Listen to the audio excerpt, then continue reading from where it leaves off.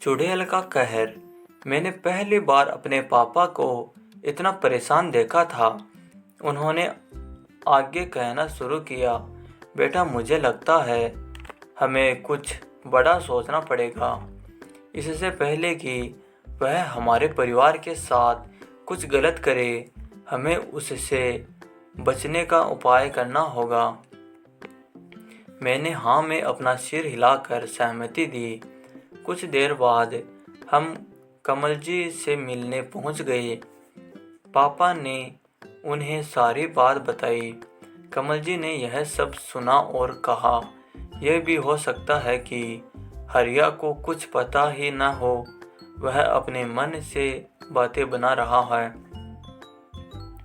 इस पर मेरे पापा ने कहा, नहीं कमल, ऐसा नहीं है। वह चुड़ैल हरिया के जरिए अपना संदेश हमें पहुंचा रही है। वह बहुत चालाक है। चलो एक बार उस तांत्रिक को यह सब बताते हैं, क्योंकि उसके काले धागे की वजह से ही वह हम पर हमला नहीं कर पा रही है। अगले दिन हम दोनों कमल जी के साथ उस तांत्रिक के पास पहुंच गए। पूरी बात सुनने के बाद उसने कहा, हाँ मुझे भी कुछ तो गलत लग रहा था कि इतनी आसानी से वह कैसे मुक्त हो गई।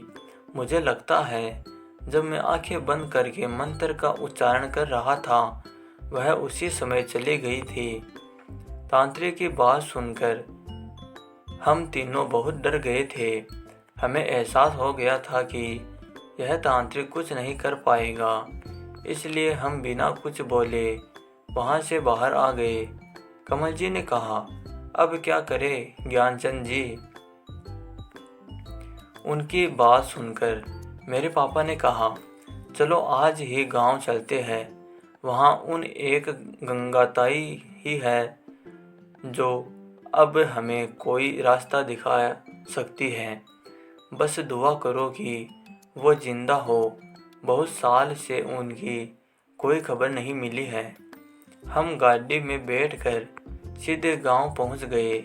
गांव वालों से गंगाताई के बारे में पूछा तो उन्होंने बताया कि वो बीमार है। हम उनके घर पहुंच गए। पहले तो उन्होंने किसी को पहचाना नहीं। फिर जब पापा और कमल जी ने अपना परिचय दिया तो वो पहचान गई। गंगाताई ने जो कुछ बताया उसे सुनकर हमारे रोंगटे खड़े हो गए। उन्होंने कहा, मैंने ही उन दोनों लड़कों के परिवार को उस चुड़ैल से बचाया था। वह उस समय बहुत क्रोध में थी और उसके भी पूरे परिवार को मारना चाहती थी। यह सुनकर मेरे पापा ने ताई जी के पैर पकड़ लिए। गंगाताई, हम बड़ी उम्मीद लेकर आए हैं, हमें और हमारे परिवार को भी बचा लीजिए। यह सुनकर गंगाताई ने कहा, तुम भूल रहे हो, मैंने क्या कहा? मैंने कहा मैंने उनके परिवार को बचाया था। बदले में चुड़ैल को उन दोनों का शिकार बनना पड़ा था। अगर तुम्हें अपने परिवार को बचाना है तो तुम दोनों को मरना पड़ेगा। तभी मैंने कहा, नहीं, यह कैसे हो सकता है? छोड़ो पापा, जो होगा मिलकर सह लेंगे। मैं अपने पापा को मरने नहीं दे सकता। गंगाताई चिल्ला कर बोली, तो क्यों आए हो मेरे पास? चले जाओ यहाँ से और मरो जाकर। मेरे पापा और कमल जी ने किसी तरह उन्हें शांत किया। तब गंगाताई ने कहा, सुनो, मैं उस चुड़ैल को बुलाऊंगी, फिर तुम्हें उसे सौंपने का वचन दूंगी। बदले में तुम्हारे परिवार को छोड़ने का वचन उससे लूंगी। मंजूर है तो बोलो। कमल जी बोले, हमें मंजूर है भाई ज्ञानचंद। हमने तो पूरी जिंदगी देख ली, जब परिवार ही नहीं रहेगा तो जीकर क्या करेंगे? अपने परिवार के लिए हमें अपने प्राण देने चाहिए। पापा ने भी हाँ में सिर हिला कर उनका समर्थन किया।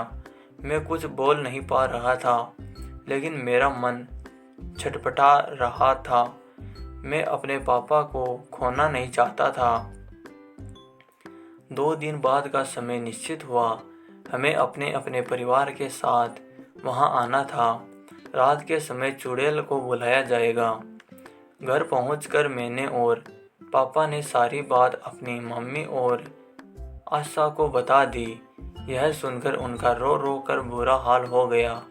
पापा उन्हें समझा रहे थे, लेकिन मेरी मम्मी बार बार बेहोश हो जाती थी।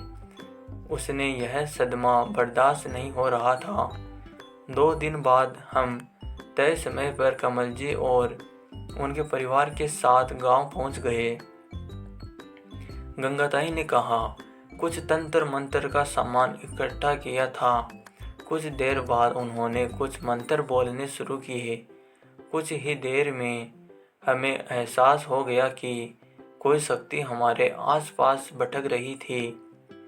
गंगाताई ने उसे ललकार कर कहा, क्यों इन्हें परेशान कर रही है? इन्होंने तो तुम्हें नहीं मारा, तेरा बदला पूरा हो गया है, छोड़ दे इनको। उस परछाई ने हंसते हुए कहा, तू इन्हें नहीं बचा पाएगी, मैं इन सब को मार दूंगी। गंगाताई बोली, इनके परिवार को छोड़ दे, बदले में मैं इन दोनों को तुम्हें सौंप दूंगी।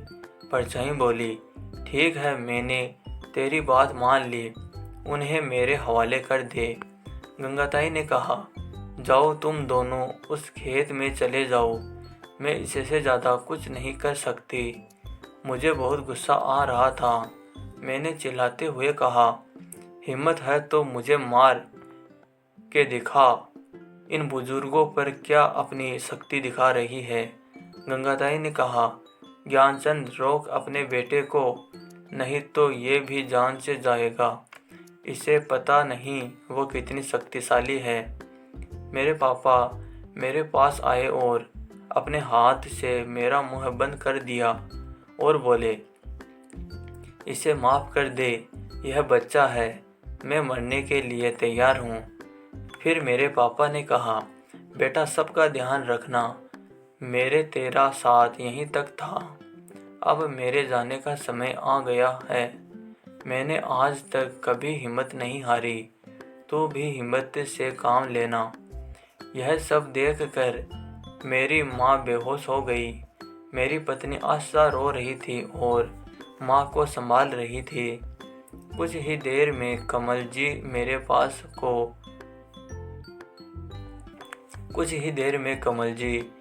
पापा को साथ लेकर उस खेत में चले गए। कुछ देर वो हमें दिखाई दिए और फिर आंखों से ओझल हो गए। उनके जाते ही उनका परिवार और हम सब रोने लगे। गंगाताई ने कहा, तुम लोगों के कारण ही उन्होंने कुर्बानी दी है। अब तुम यहीं सुबह तक इंतज़ार करो, सुबह ही हम खेत में जाएंगे। हम वहीं बैठकर सुबह होने का इंतज़ार करते रहे। सुबह होते ही मैं और कमल जी का बेटा दोनों दौड़कर खेत में पहुंच गए। तब तक गांव वाले भी इकट्ठे हो गए थे। वहां जाकर देखा कि मेरे पिता और कमल जी दोनों की लाशें पड़ी थी।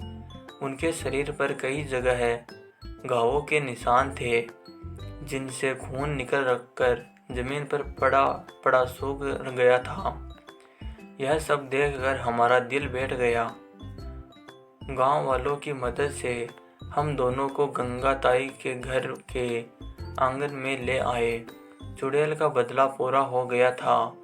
वहीं गांव में दोनों का अंतिम संस्कार करे हम सब वापस आ गए।